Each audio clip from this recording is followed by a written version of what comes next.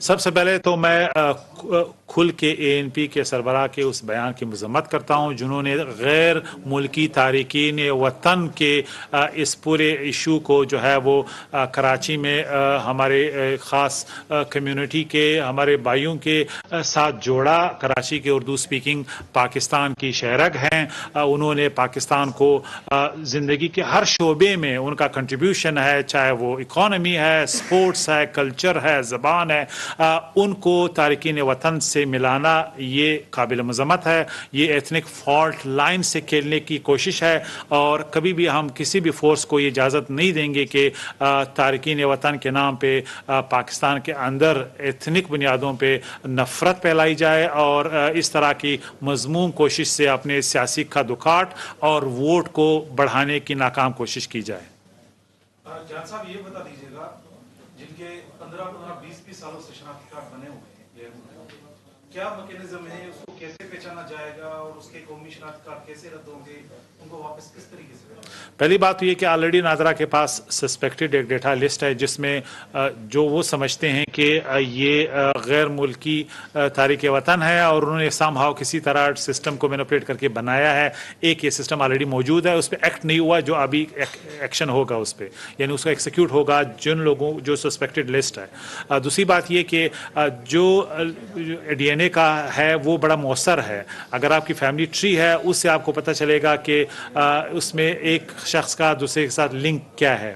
آپ کو یہ بھی معلوم ہے کہ ماضی میں ہمارے جس طرح ابھی میرے دوست نے اشارہ کیا, پیسے, کرپشن اور جس طریقے سے سسٹم کو مینوپولیٹ کیا گیا, 1000 روپے پہ لوگوں کے شناختی کارڈ بنائے گئے اور یہ کاروبار تھا, یہ اب نہیں چلے گا. آپ کو معلوم ہے کہ نادرا کے اس وقت چیئرمین ایک لیفٹیننٹ جنرل ہیں اور یہ ایک میسج ہے کہ ہم کوئی بھی ابھی کوئی ایسا پریکٹس قبول نہیں کریں گے جس میں رشوت کا, کرپشن کا یا کمپرومائز کا کوئی بھی آنسر ہمیں نظر آئے. تو اب ریاست نے مختلف لیول پہ فیصلہ کیے. ایک یہ کہ جو ڈیٹا ہے اس کی سینکٹیٹی کو بحال کیا جائے اور جو غیر ملکی ہیں جنہوں نے پاکستانی ID کارڈز اور پاسپورٹ بنائے ان کو ملک سے کلینز کیا جائے. جان صاحب یہ بتائیں کہ جتنا عرصہ غیر ملکیوں کو آپ بتا رہے ہیں 50 سال 40 سال قریب, تو اس دوران ان کی ایک نسل جو یہاں پیدا ہوئی ہے وہ بڑی ہوئی ہے, تو کیا بین الاقوامی قوانین کے تحت کسی بھی حوالے سے کوئی اس طرح کا رائٹ وہ ڈیولپ کر سکتے ہیں یا کسی انٹرنیشنل کورٹ میں آنے کا ان کو کوئی موقع ہے, یا اس حوالے سے ہمارا کیا اسٹیٹس ہے؟ دیکھیے اس وقت 13 لاکھ ایلین صرف افغانز ہیں, 13 لاکھ, یہ بہت بڑی تعداد ہے. ان کا کوئی رائٹ نہیں, کوئی قانون دنیا میں نہیں ہے جو کہیں کہ ان کو آپ ID کارڈ دیں اور ان کا پاسپورٹ دیں, ان کو آپ سٹیزن بنائیں. دوسری بات یہ کہ جو ریفیوجی سٹیٹس جن کا ہے ان کو تو ہم کچھ نہیں کہہ رہے ہیں, جن کا ویزا ہے ان کو ہم کچھ نہیں کہہ رہے ہیں, لیکن آپ کی ایک لیگل سٹیٹس ہوگی تو پھر دوسرے آپشنز کنسیڈر کیے جا سکتے ہیں. لیکن ایلینز کے لیے, تارک وطن کے لیے جو غیر قانونی ہیں, انہوں نے آلریڈی کرمنل ایکٹ کیا, اس ملک میں موجود ہیں, تو ان کے خلاف کارروائی ماضی میں نہیں ہوئی جو ہونی چاہیے تھی, جو غلط ہی نہیں ہوئی, لیکن آج ریاست نے اس پہ ان کے خلاف کارروائی کرنی ہے. دیر آئے درست آئے.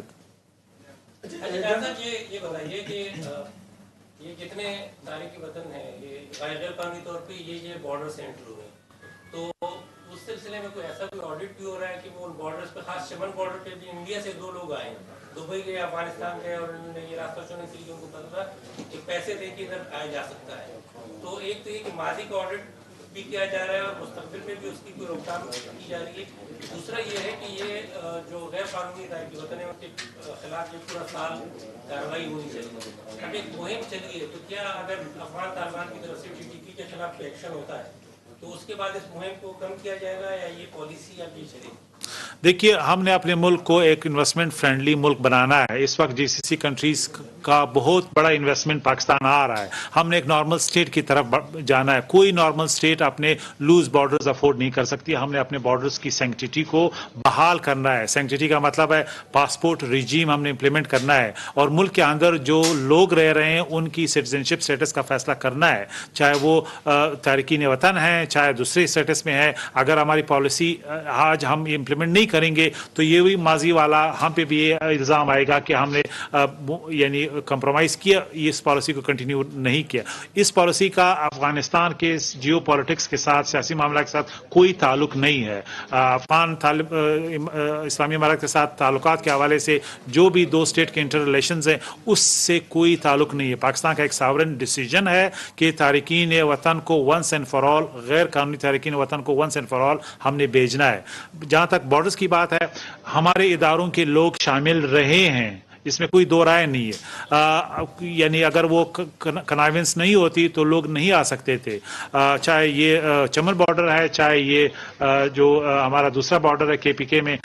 लेकिन अब आर्मी चीफ ने ये खुल के कहा है सबके सामने, पूरे मुल्क के सामने, कि जो भी FC के या लॉ इन्फोर्समेंट के दूसरे इदारे, उनके लोग, किसी की शिकायत आती है, न सिर्फ उनकी कोर्ट मार्शल होगा, बल्कि उसने कहा है कोट अनकोट मैं खुद उनको जेल में डालूंगा। यही हाल हमारे जो फेडरल इदारे हैं जिसमें कस्टम भी शामिल है, हमारे सूबाई इदारे हैं जिसमें पुलिस, लेवीज, दूसरे इदारे हैं। अगर खुदा न खास्ता इफ somebody is caught कि वो इमिग्रेंट्स, इलीगल इमिग्रेंट्स की कोई मदद कर रहा है, फैसिलिटेशन कर रहा है, या कोई स्मगलिंग रैकेट में मदद कर रहा है, strict action will be taken. ये हाईएस्ट लेवल पे डिसीजन है। तो जो शिकायतें हम सब यहाँ बैठ के कर रहे हैं कि माजी में हमारे सिस्टम को किस तरह कंप्रोमाइज़ किया गया, बॉर्डर्स की सेंटिटी को वायलेट किया गया, हमारे चंद ऑफिसरों की कनाइवेंस से इस फिनोमिनन को एड्रेस किया गया है। अच्छा जान साहब, इस वक्त जो एक बहुत बड़ी नेशनल एक्सरसाइज जो कि इलीगल इमिग्रेंट्स को वापस भेजने की है, तो 1 नवंबर से उसकी डेडलाइन शुरू हो रही है।